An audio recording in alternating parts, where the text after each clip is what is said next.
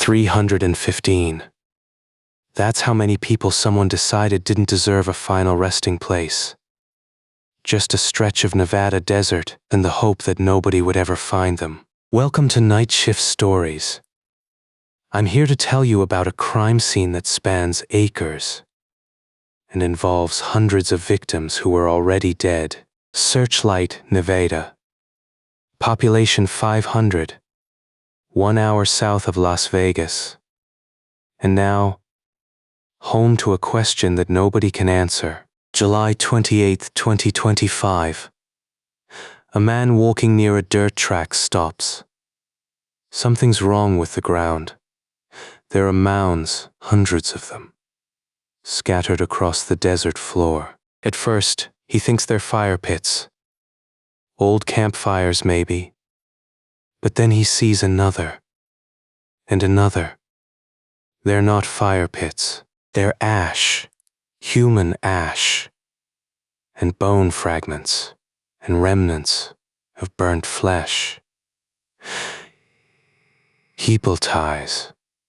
A broken urn. 315 piles of what used to be people. Searchlight sits in the Mojave, about 60 miles south of the Las Vegas Strip.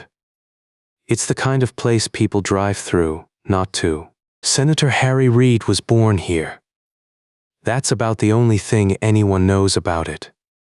A blip on the map. A place to stop for gas. The land where the remains were found belongs to the Bureau of Land Management. Federal land. That detail matters. It means federal jurisdiction. Federal crime. BLM policy allows individuals to scatter cremated remains on public land. It's legal. Families do it all the time. But this wasn't scattering. The policy specifically prohibits commercial distribution of cremated remains on public land. Doe det. Idown diem want public land.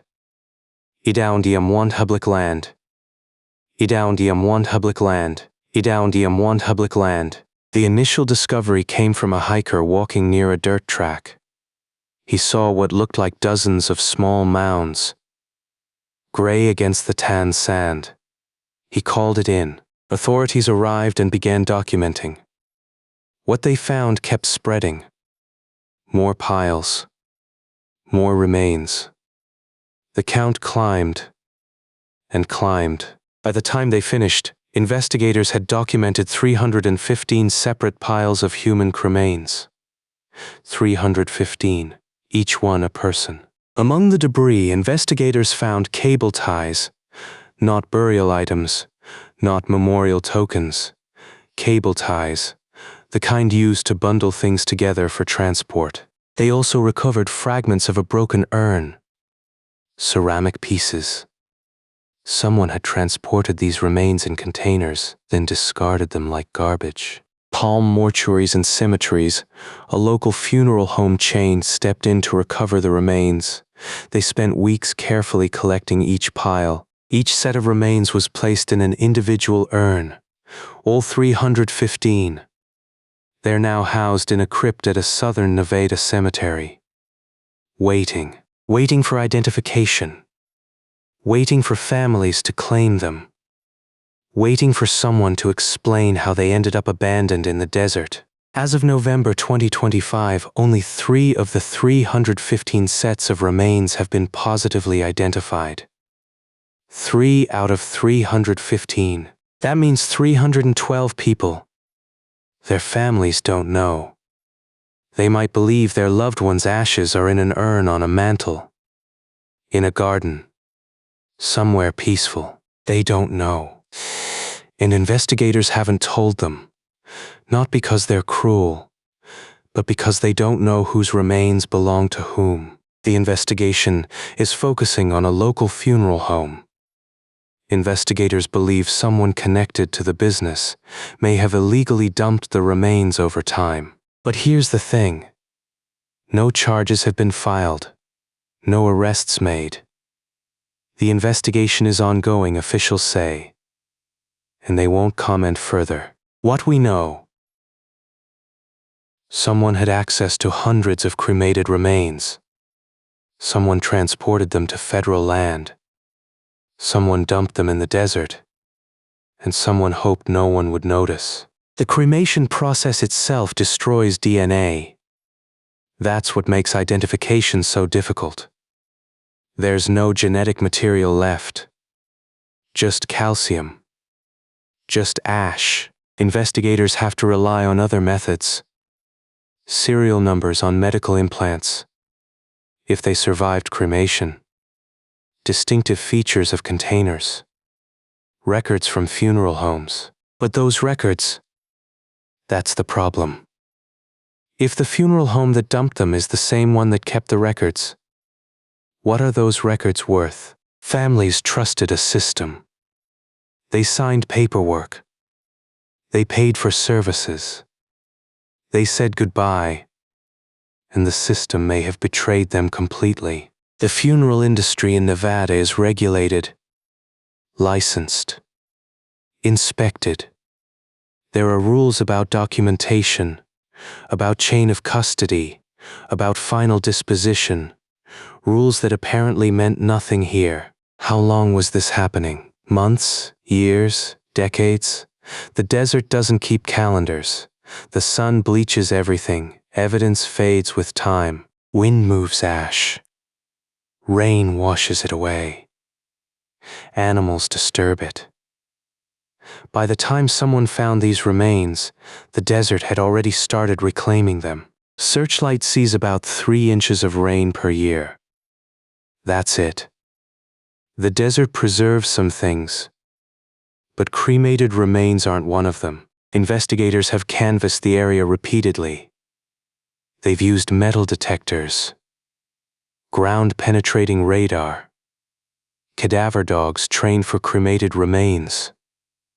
The work continues. But here's what haunts this case. These aren't murder victims in the traditional sense. Everyone found in that desert had already died, already been mourned, already been cremated. The crime isn't their deaths. It's what happened after. The betrayal of trust, the desecration of remains, the lies told to grieving families. Under Nevada law, improper handling of human remains is a crime. So is fraud. So is desecration of a dead human body. Multiple felonies, potentially, if they can prove who did it. Federal charges could apply too. The remains were dumped on BLM land. Federal property that opens up a whole different set of potential violations. But without witnesses, without confessions, without clear documentation, building a case takes time. And time is something investigators have plenty of here. The families, though, they don't have time to wait. They've already waited years, thinking their loved ones were at peace. Now they might learn that peace was a lie. That the urn they've been talking to, visiting, holding, contains a stranger. Or nothing at all. Palm Mortuaries has been caring for the recovered remains without charge. They've committed to proper storage until identifications are made. That's some comfort, maybe. That these people, whoever they are, finally have a proper resting place. Even if no one knows their names. 315 lives. 315 stories that ended in a desert, outside a town most people have never heard of. If you've used funeral services in the Las Vegas area and have concerns, you may want to contact the Clark County Investigation. They have a dedicated line for inquiries. When arranging cremation services, consider asking for documentation, certificate of cremation, certificate of disposition, a paper trail that proves what happened to your loved one. Some families are now requesting to witness the cremation process, or at least witness the placement of remains into the urn. It's uncomfortable, yes, but it's verification. Questions to consider asking. How long has this funeral home been operating? Are they licensed? What is their chain of custody process? Can they provide references? Advocacy groups are now pushing for mandatory tracking systems. Something similar to what we use for organ donations. Digital verification from death to final disposition. If this kind of case interests you, and honestly, if you've made it this far, it probably does, consider subscribing. We cover stories like this one, the ones that slip through the cracks. It's worth noting that funeral home oversight varies wildly by state. Some states inspect annually, others barely inspect at all. That inconsistency has consequences. 3 of the 315 have been identified. We don't know who they are. That information hasn't been released. But 3 families at least now have answers. Answers that might not bring comfort. Learning your mother's ashes were dumped in a desert. That's not closure. That's a wound that never fully heals. But it's something. It's knowledge. It's the end of not knowing. And for the other 312, that end hasn't come yet. Somewhere in Las Vegas, or Searchlight, or anywhere in Clark County, there are families with urns on their shelves, and those urns might be empty, or filled with someone else's remains. They don't know. They might never know. And somewhere, someone who does know isn't talking. The funeral industry processes about 2.5 million deaths per year in America. That's 2.5 million families trusting a system built on faith more than verification. Cremation has overtaken burial as the most common disposition in America. Over 60% now choose flames over earth. That's a lot of ash changing hands. Most of the time the system works. Families get their loved ones back. Urns are filled with the correct remains. Paperwork is completed. Promises are kept. But when the system fails, it fails catastrophically. And usually invisibly. Because who checks? Who can check? The remains are ash. The proof is gone. This isn't the first cremation scandal. Georgia, 2002. Over 300 bodies found decomposing at Tri-State Crematory. The operator had simply stopped cremating bodies and dumped them. That case led to reforms. Background checks. Inspections. Regulations. And still, here we are. 20 years later, 315 souls in a Nevada desert. The investigation continues. That's all officials will say. The investigation continues. As if that phrase means something to the families waiting for answers. Winter will come to the desert soon. Temperatures will drop. The investigation will continue. The families will wait.